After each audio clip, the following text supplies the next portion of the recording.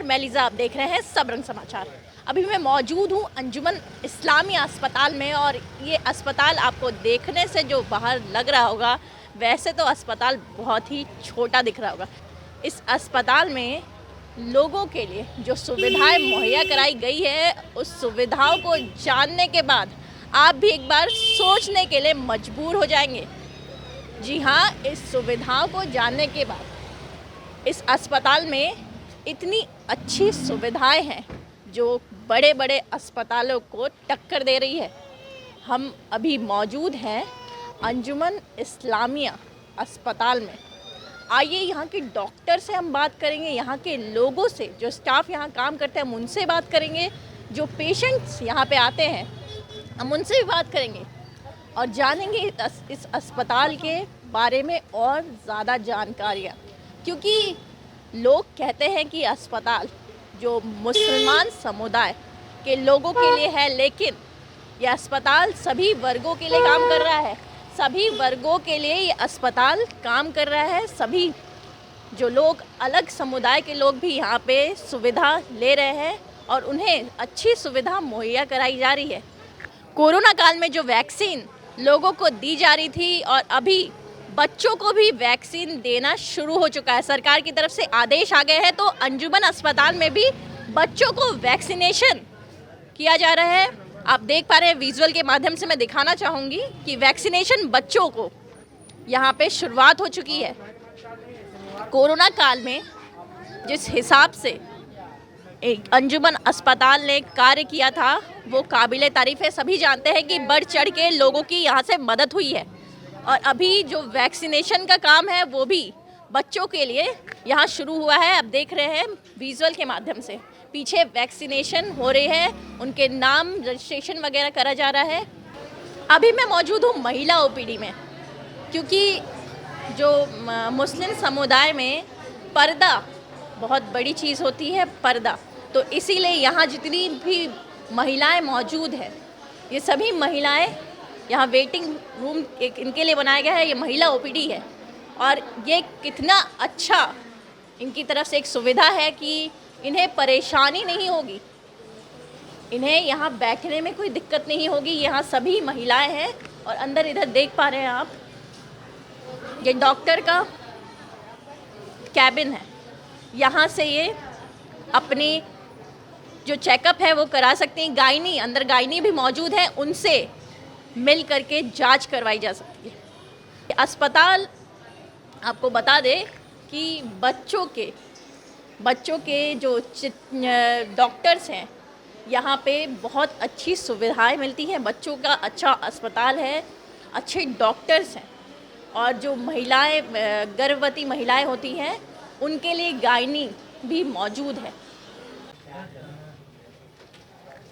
Pathology lab भी मौजूद है यहाँ पे और अभी हम अंदर जाकर के आपको दिखाएंगे किस प्रकार से यहाँ पे जांच होती है। पैथोलॉजी लैब में अभी हम आ चुके हैं और यहाँ पे आप देख पा रहे हैं इतनी सारी मशीनें मौजूद हैं। अब हम जानेंगे ये मशीनें किस प्रकार काम करती है, यहाँ जांच किस तरीके से होती है। ये EM200 है, इरबा की मशीन है। इसमें सारा टेस्ट हम लोग इसी से लगाते हैं। अगर एक साथ हमारे पास 30 पेशेंट आ गया तो 300 पेशेंट का हम पूरा फुल बॉडी चेकअप आधा घंटा में कर सकते हैं इस मशीन से। ये मशीन आप देख सकते हैं कि ये मशीन कैसे वर्क कर रहा है और हम लोग इसमें सारा टेस्ट लगाते हैं। और इसके बिहाफ में हम लोग एक मशीन और यहाँ रखे हुए हैं, जो अगर इस किसी भी कारण से अगर ये ब्रेकडाउन हुआ है तो हम लोग इसको यूज करके इससे टेस्ट लगा के कस्टमर को देते हैं। ठीक है, ये मशीन है सोडियम पोटासियम की मशीन है, जो सोडियम पोटासियम टेस्ट होती है ना, उसके लिए ये मशीन हम लोग यूज करते हैं। और आपके जो पीछे है ये मशीन CBC की मशीन है। इसमें आपका हीमोग्लोबिन, प्लेटलेट वगैरह सारा टेस्ट इसी से होता है। और ये हम लोग उधर हम लोग रिपोर्टिंग करते हैं, सारा रिपोर्टिंग हम लोग उसी कंप्यूटर से करते हैं। 2 कंप्यूटर है, उसी से रिपोर्टिंग करते हैं। और पीछे आप देख सकते हैं यहाँ पर सेरोलॉजी का सारा काम होता है और बायोप्सी का काम भी वहीं होता है और सेरोलॉजी का सारा काम यहीं होता है। वहाँ पर कस्टमर है सारे, वहाँ कलेक्शन होता है, टेक्नीशियन वहाँ बैठे हुए हैं, वहाँ कलेक्शन करते हैं हम लोग और बस इसी तरह से हम लोग काम करते हैं पैथोलॉजी में। तो आपने जैसे अभी कमांड दिया है यहाँ और कमांड के बाद ये मशीन चालू हो गई है, और इसमें एक साथ 30 लोगों की जांच हो सकती है, तो इससे समय भी बचता है। हाँ, समय पूरा बचता है, समय पूरा बचता है। अगर किसी को अर्जेंट है, जैसे हॉस्पिटल है यहाँ पर, अर्जेंट केस ज़्यादा होता है, किसी को ज़्यादा ज़रूरी है, तो हम लोग इस मशीन के थ्रू हम लोग उसको तुरंत रिपोर्टिंग करके दे सकते हैं, और उससे डॉक्टर्स को भी हेल्प होती है कि भाई रिपोर्ट जल्दी हो गया तो काम उनका जल्दी हो जाता है। बहुत सारे अस्पतालों में इस तरीके की सुविधाएं नहीं रहती, लेकिन इस अस्पताल में ये सुविधाएं हैं। कितने सालों से है? ये लगभग 5 साल से हम लोग ये मशीन को रन कर रहे हैं, और पैथोलॉजी में हम 5 साल से काम कर रहे हैं। जब से हम हैं तब से ये मशीन कर रहा है, और इसको रन हम ही कर रहे हैं तब से। तो आप सुन पा रहे हैं कि ये खुद बता रहे हैं कि 5 सालों से इस अस्पताल में ये सभी मशीनें हैं। और बड़े बड़े अस्पतालों में जैसे हम देखते हैं इतनी सारी सुविधाएं नहीं होती है, लेकिन अंजुमन अस्पताल जो है वो इतना छोटा होने के बावजूद इतने बड़े बड़े कारनामे कर रहा है। जैसे आपने विजुअल के माध्यम से देखा कि आधे घंटे में सभी जांच ख़त्म हो सकती है। 30 लोगों की जांच मशीन में आधे घंटे के अंदर, बस कंप्यूटर पे कमांड देने के बाद चीज़ें अपने आप शुरू हो जाती है।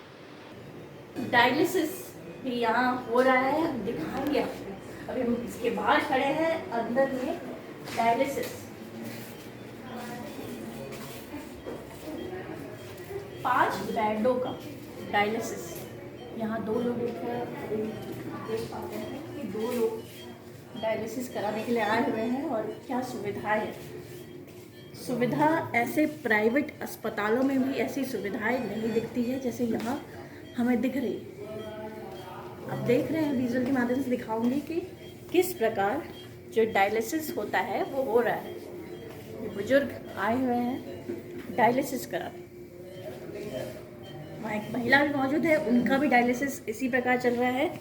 और सफाई आप देख रहे हैं, सफाई कितनी।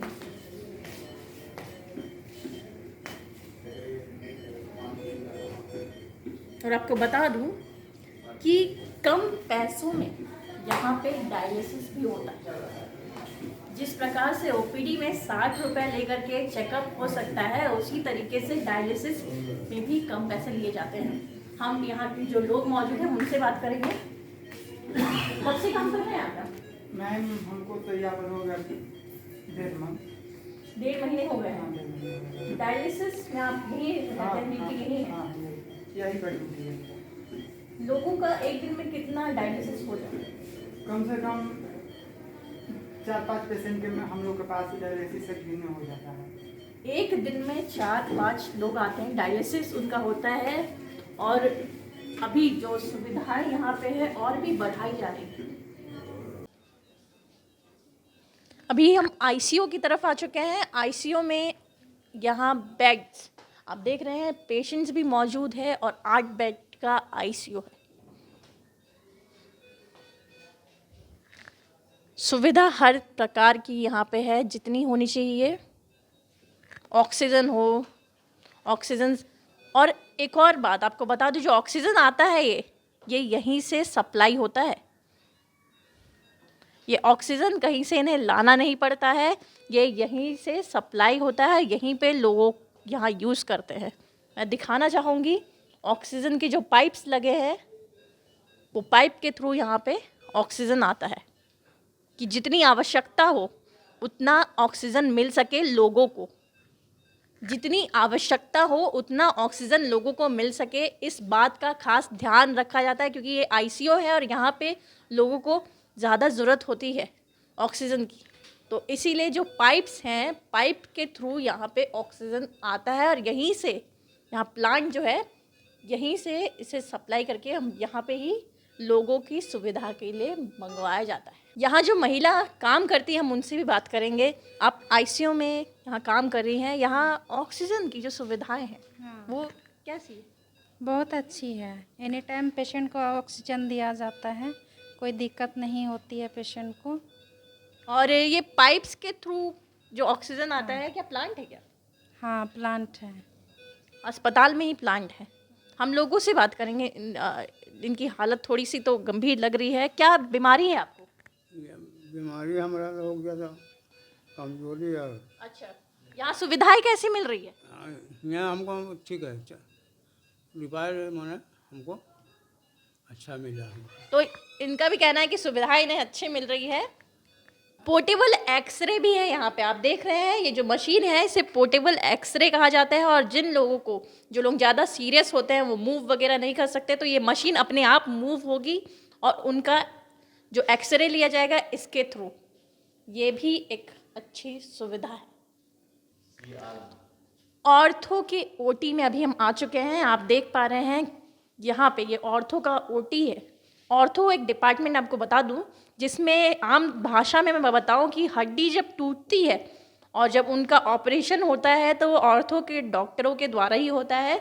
और यहाँ जो सियाल मशीन है वो मशीन के द्वारा जब हम यहाँ पे चेक करते हैं हड्डी अगर कहीं टूटी है, उन्हें एक्सरे मशीन ही एक तरीके की कही जाए, तो इससे पता चल जाता है और इसी के थ्रू हम उसका ट्रीटमेंट लोग कर सकते हैं। ये बहुत अच्छी मशीन है।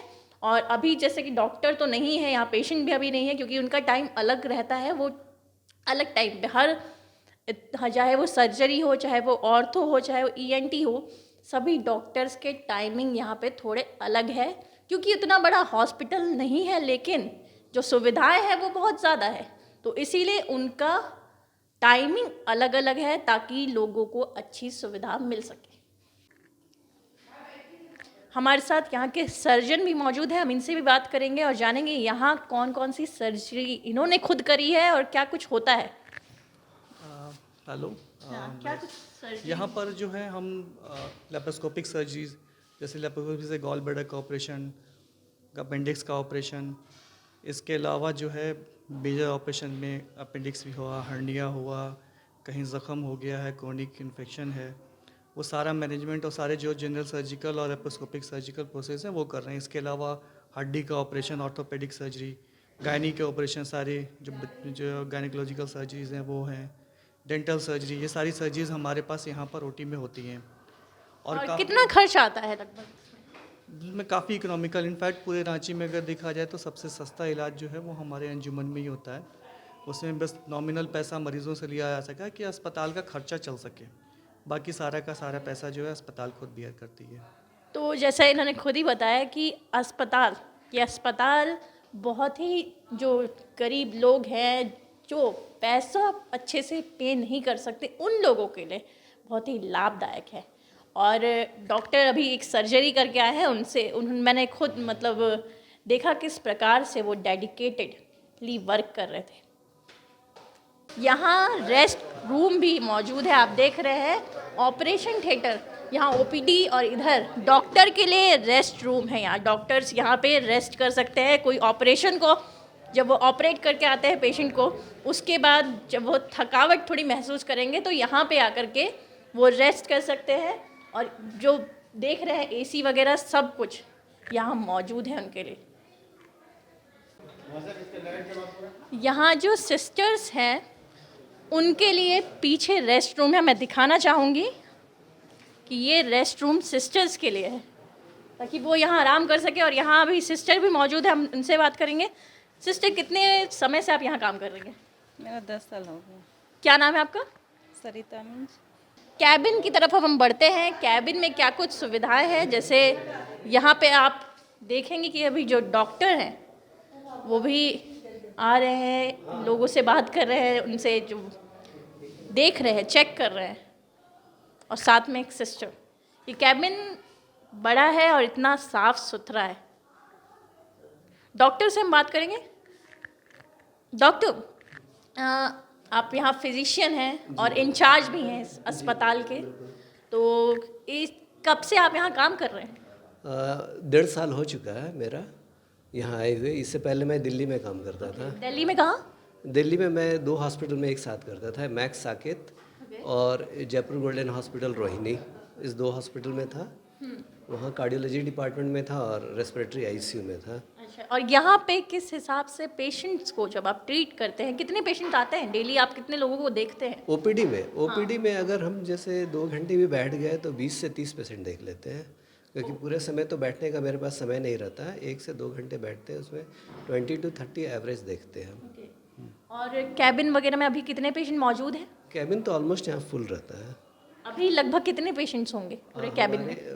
जैसे इस फ्लोर में 11 रूम है, सारे केबिन फुल है, कोई भी खाली नहीं है। अच्छा, सभी कैबिन में पेशेंट मौजूद है। बिल्कुल बिल्कुल और क्या सभी लोग आते हैं यहाँ पे, सभी संप्रदाय के लोग? बिल्कुल, यहाँ सारे धर्म संप्रदाय सारे लोग आते हैं हमारे यहाँ। मतलब आने के बाद कभी किसी के साथ कोई भेदभाव ऐसा नहीं होता है। सारे लोग यहाँ से आते हैं, इलाज कराते हैं और खुश होकर के जाते हैं, क्योंकि हमारे यहाँ का जो कॉस्ट है, कॉस्ट बहुत और सब हॉस्पिटल के मुकाबले बहुत कम है। अफोर्डेबल? बिल्कुल अफोर्डेबल यहाँ बता रहे हैं कि जो लोग पे कर सके उतने पैसे ही उनसे लिए जाते हैं और बहुत कम खर्चा उन्हें करना पड़ता है। जैसे आप दिखाएंगे इतना बड़ा, ये देख रहे हैं सफाई, सबसे ज़्यादा सफाई। और ये लिफ्ट भी मौजूद है पूरे अस्पताल में।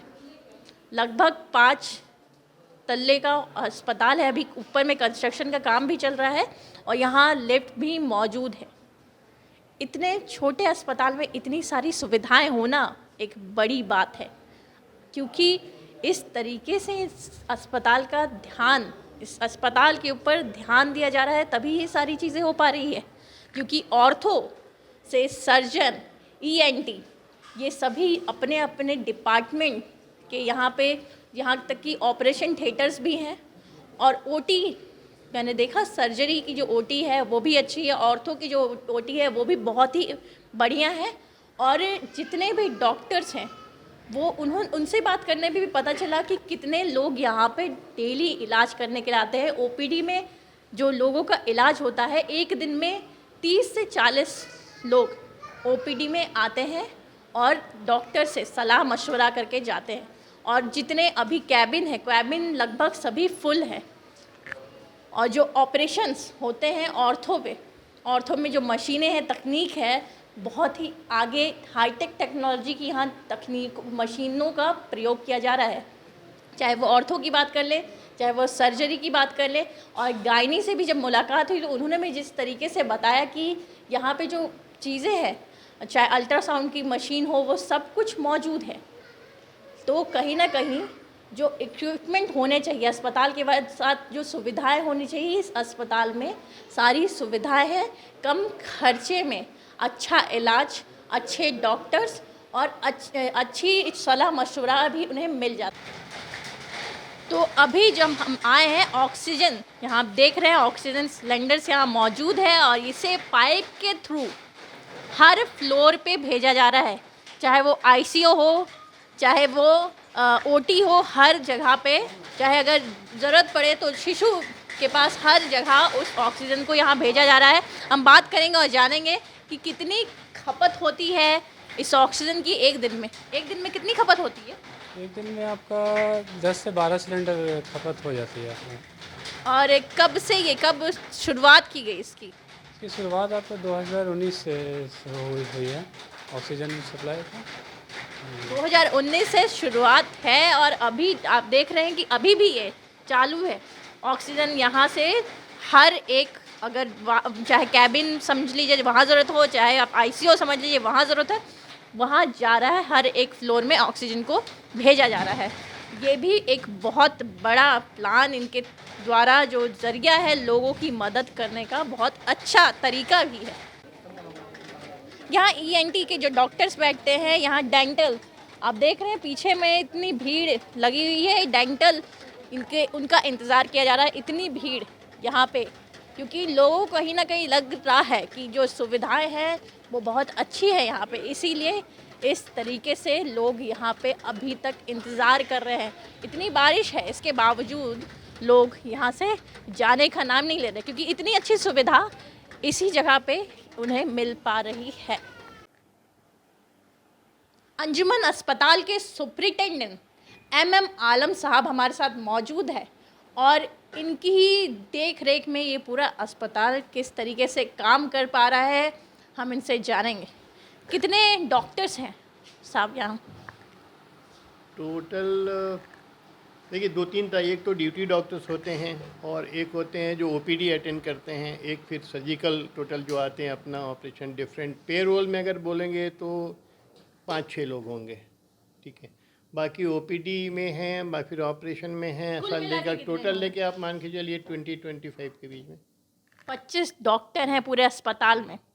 और ऑर्थो के अलग होंगे, सर्जरी के अलग होंगे कि ऑर्थो के 2 हैं और सर्जरी में 4 हैं, गायनी कितने हैं? गायनी में भी 4 हैं, ईएनटी? ईएनटी में 1 है अच्छा, ईएनटी में 1 है। और मेडिसिन में 3-4 लोग हैं। आप कितने सालों से इस अस्पताल से जुड़े हुए हैं? नहीं, मैं तो अभी 6 महीने से जुड़ा हुआ हूँ। अच्छा, इससे पहले कहाँ थे आप? इससे पहले मैं फार्मास्यूटिकल कंपनी में वाइस प्रेसिडेंट था मुंबई में लास्ट 20 इयर्स। तो उसके बाद क्योंकि I had interaction with all over India hospitals and all that right from Kashmir to Kanyakumari, so had a vast experience with the hospitals and all. So when I came back, I thought I should associate to do some social kind of work. So from that point of view, I have been teaching with this. तो जैसा कि ये बता रहे हैं कि ये पूरे जितने भी पूरे देश के लगभग कई अस्पतालों में इन्होंने काम किया है और अब इन्हें लगा कि थोड़े इस तरीके के अस्पताल से मैं भी जुड़ूं ताकि लोगों को जो थोड़ी अपने तरफ से मदद कर सकूं। ये बहुत अच्छी पहल है इनकी। और अब हम इनसे जानेंगे कुछ चीज़ों के बारे में, क्या कुछ यहाँ पे मशीनें उपलब्ध हैं? देखिए, मशीन्स काफ़ी कुछ उपलब्ध हैं। जैसे अभी आप देखेंगे सर्जिकल जितना इंस्ट्रूमेंट होता है, जो लेटेस्ट जो हैं वो सब अवेलेबल हैं, प्लस जो नहीं हैं वो भी हम लोग सब इन पाइपलाइन हैं, आ रहे हैं। प्लस डिजिटल एक्सरे है यहाँ पे, प्लस अल्ट्रासाउंड फैसिलिटी है, पैथोलॉजी का फुल फैसिलिटी है। देन अभी रिसेंटली हम लोग स्टार्ट किए हैं डायलिसिस सेंटर में। 2 मशीन ऑलरेडी काम कर रहा है, 2 मशीन पाइपलाइन में है, ऑर्डर दिया हुआ है, आया हुआ है, उसको इंस्टॉल करना है।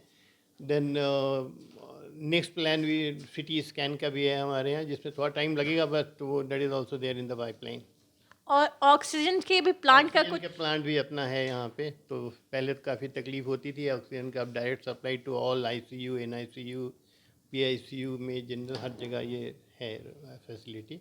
तो ऑक्सीजन का भी प्लांट अपना है। अभी लास्ट ईयर कोविड का एक्सपीरियंस के बाद उसी वक्त हम लोग इसको डेवलप किया था। कोरोना काल में किस तरीके का यहाँ का एक्सपीरियंस रहा? कोरोना काल में तो I think Anjuman Islamia hospital has served the mass like anything, because I think when no beds were available in entire Ranchi, this is one hospital, every worker of this hospital were working day and night, दिन रात सब लोगों ने काम किया। Total यहाँ 94 employees हैं payroll facility. तो ऑक्सीजन का भी प्लांट अपना है। अभी लास्ट ईयर कोविड का एक्सपीरियंस के बाद उसी वक्त हम लोग इसको डेवलप किया था। कोरोना काल में किस तरीके का यहाँ का एक्सपीरियंस रहा? कोरोना काल में तो I think Anjuman Islamia hospital has served the mass like anything, because I think when no beds were available in entire Ranchi, this is one hospital, every worker of this hospital were working day and night, दिन रात सब लोगों ने काम किया। Total यहाँ 94 employees हैं payroll में, including doctors and paramedical staff. Besides वो बहुत सारे लोग, जैसे नजीब साहब, इसी टाइप के बहुत लोग हैं जो ट्रस्ट से एसोसिएटेड हैं, एग्जीक्यूटिव मेंबर्स हैं, सेक्रेटरी हैं, जॉइंट सेक्रेटरी हैं। ये लोग बिना अपना पर्सनल बेनिफिट के, विदाउट सैलरी के दिन रात काम करते हैं इसके लिए। उस दिनों तो हमको लगता है मैक्सिमम लोग कोई सोए भी नहीं होंगे, जितना रात भर दौड़ रहती इरबा के आगे से, ऑक्सीजन लाना, ये करना, वो करना, दिन भर इन लोग का यही था। आई थिंक जितना भी इन लोग की तारीफ़ की जाए उस पीरियड में, जो इंटायर अंजुमन इस्लामिया हॉस्पिटल की टीम थी, जो फैंटास्टिक वर्क किया है ना, वर्थ अप्रिशिएबल है। Words will fail in appreciating that. In fact बहुत अच्छा काम किया है और बहुत लोगों ने यहाँ से अच्छे होकर के यहाँ से गए भी हैं। बहुत अच्छा टाइम रहा वो इसके लिए। कुछ भ्रांतियां हैं, जैसे कुछ भ्रांतियां ये है कि यहाँ बस मुस्लिम समुदाय के लोग आते हैं। इससे मैं थोड़ा जानना चाहूँगी कि यहाँ सभी समुदाय के लोग आते हैं या बस मुस्लिम कम्युनिटी के लोग आते हैं? एक्चुअली ये चूँकि हम लोग का नाम ऐसा है यहाँ पे अंजुमन इस्लामिया हॉस्पिटल, तो ये एक मिथ हो गया है, लगता है ये सिर्फ मुसलमानों के लिए है। That is absolutely a wrong observation. ऐसा नहीं है। यहाँ पे अक्रॉस द सोसाइटी हर धर्म के, हर रीजन के, हर तरह के लोग आते हैं। इवन अगर स्टाफ में देखेंगे तो more than 50% staffs are non Muslims. Patient आप देखेंगे एट एनी गिवन टाइम, आप कोई भी वार्ड में चले जाइए, चाहे गायनी हो, चाहे जो भी सर्जरी हो, ये हो, all class of people, all across the society, people are getting benefit from this hospital.